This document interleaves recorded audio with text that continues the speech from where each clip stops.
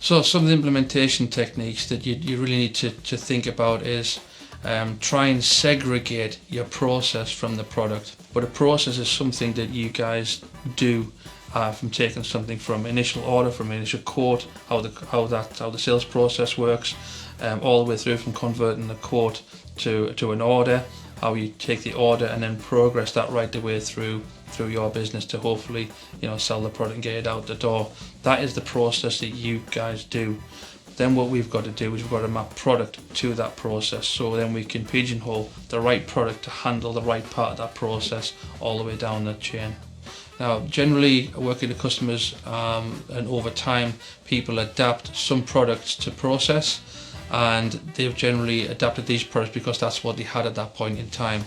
So our role is to take a look at what you're doing and maybe take a look at the inefficiencies of what's kind of maybe snowballed in the past, and then add product into the mix in the right location, so we can then make sure the data flow goes right from the sales process right down to manufacture.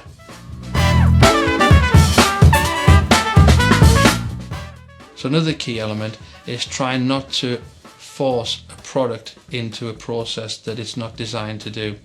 Some products obviously have an overlap, so if anyone's starting from a CRM system where they put in customer information, that can lead on to maybe the CPQ, the design automation system, that might also lead into then SOLIDWORKS, then into PDM, and then back into maybe an ERP system. But all those systems, when you put them together, have an overlap.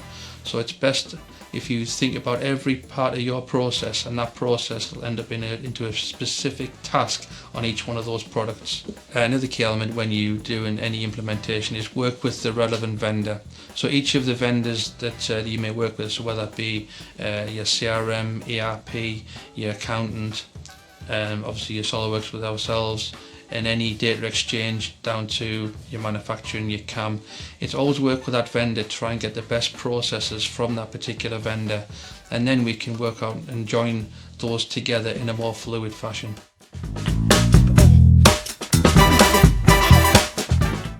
DriveWorks is a great bridge between systems such as CRM, right from the front end, so from ordering, capturing customer data, and bridging the gap from the order process to design. So DriveWorks can take data from CRM, so the customer information, quotation information, and then roll that up. We can do the CPQ side, so we do the configure, the price, the quote, and then automate the CAD system, and then pass that down into PDM, and then check it off, and then down into manufacture.